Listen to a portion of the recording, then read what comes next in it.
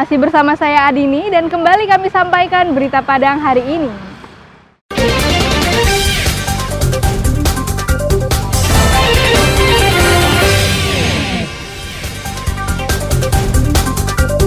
Rampungkan rekapitulasi PSU DPD RI, Irman Gusman geser Emma Yohana. PMI Pasaman Barat sangat terbantu dengan kegiatan donor darah.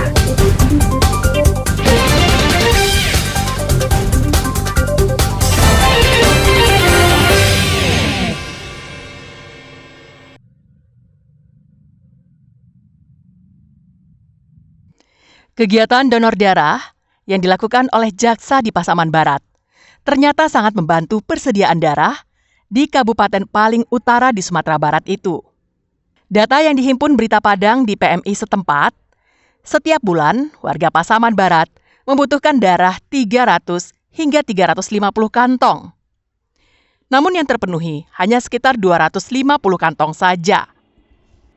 Selain itu, persediaan darah dari golongan darah tertentu masih terkendala, seperti darah golongan B yang masih sedikit. Untuk mengatasi kekurangannya, PMI Pasaman Barat aktif mendata relawan dan mencari relawan baru hingga ke pelosok kampung. Jika ada instansi yang melakukan kegiatan donor darah, maka PMI Pasaman Barat sangat antusias.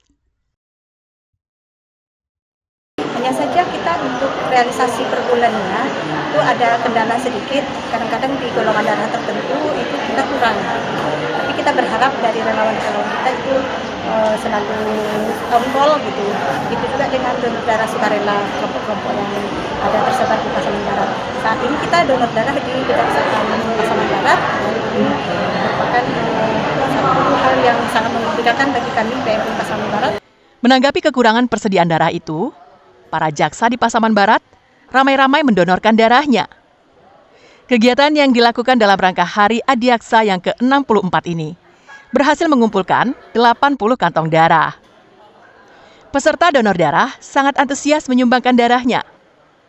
Mereka harus antre menunggu giliran karena keterbatasan peralatan dan petugas yang dimiliki PMI Pasaman Barat. Yang pertama, kami mendapatkan informasi bahwa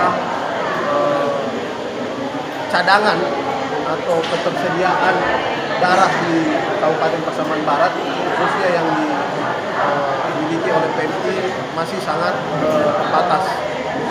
Hal ini yang kemudian mendorong kami untuk bekerjasama menginisiasi untuk melakukan kegiatan donor darah. Selain mendonorkan darah, jaksa di Pasaman Barat juga melakukan aksi bersih-bersih, menanam bunga, serta olahraga bersama. Safatul Ulum melaporkan dari Pasaman Barat.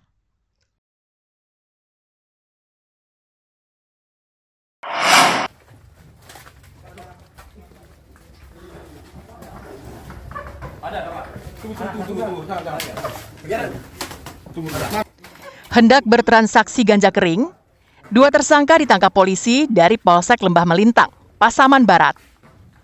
Salah seorang dari mereka merupakan residivis kasus yang sama di Sumatera Utara. Kali ini harus kembali berurusan hukum dengan polisi, tapi di Sumatera Barat.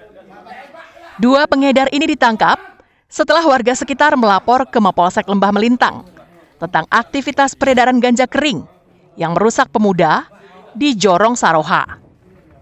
Di hadapan warga, pengedarnya petantang petenteng bahwa mereka merupakan preman yang berasal dari provinsi tetangga dan sesumbar bahwa mereka tidak takut dengan polisi. Namun saat digerebek, ternyata mereka tak berkutik sama sekali dan manut dengan perintah polisi. Barangkali mental mereka ciut saat melihat polisi yang datang menggenggam senjata. Bahkan salah seorang dari polisi yang berpakaian bebas itu menenteng senjata laras panjang. Padahal dalam penangkapan itu, polisi tak sekalipun melepaskan tembakan. Dalam penangkapan itu, polisi menyita 4 paket kecil ganja kering, 1 paket ganja kering yang berukuran sedang, dan uang tunai sekitar Rp350.000. Menurut pengakuan mereka berdua, ganja kering itu mereka peroleh dari daerah Mandailing Natal, Sumatera Utara. Kronologis penangkapan, ada beberapa masyarakat yang datang ke Polsek Lembah Melintang melaporkan bahwa ada tempat yang mana di sana terjadi transaksi narkoba yang dilakukan oleh beberapa orang pemuda. Nah, pada saat kami melakukan penggerebekan tersebut, kami menemukan ada 2 orang pemuda yang pada saat itu sedang menguasai barang jenis narkoba jenis ganja. Tindakan warga di Jorong Saroha ini yang melaporkan kecurigaan atau aktivitas peredaran narkoba patut diapresiasi dan dicontoh agar peredaran narkoba yang merusak generasi muda bisa dibasmi. Safatul Ulum melaporkan dari Pasaman Barat.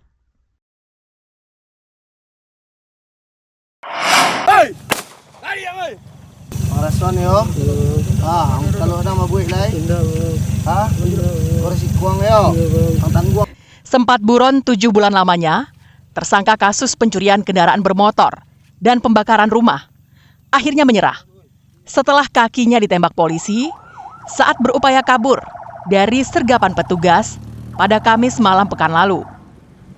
Tersangka ini diringkus saat berada di daerah Pangkalan, 50 Kota, saat hendak kabur ke Riau. Tersangka bernama Anto, warga Padang Alai Bodi, Payakumbuh Timur, dilarikan ke Rumah Sakit Umum Daerah Adnan WD Payakumbuh untuk mengeluarkan peluru yang bersarang di kakinya. Pengakuan tersangka, dirinya tak hanya mencuri sepeda motor, namun juga terlibat pembobolan rumah dan membakar 2 rumah di daerah Bodi Payakumbuh. Tersangka mengaku sebagian besar yang menjadi korban merupakan tetangga satu kampung. Motifnya hanya karena sakit hati. Awalnya, tersangka melampiaskan rasa kesalnya dengan mencuri sepeda motor atau membobol rumah korban. Setelah isi rumah digasak, tersangka lalu membakar rumah korban. Total ada 2 rumah yang dibakar oleh tersangka. Tersangka kita amankan dalam kasus tindak pidana pencurian sepeda motor dan pembakaran rumah dan kandang ayam. Kemudian tersangka juga melakukan pencurian pompa air dan kipas angin.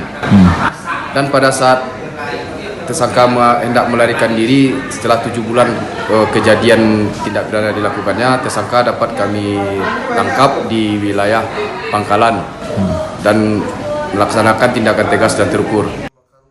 Selain tersangka, sejumlah barang bukti hasil pencurian juga turut disita, seperti sepeda motor, sepeda, pompa air, alat pertanian, dan senjata tajam. Saat ini tersangka masih menjalani pemeriksaan di Mapolres Payakumbuh untuk pengembangan dan proses hukum lebih lanjut. Ikhlasul Ihsan melaporkan dari Payakumbuh.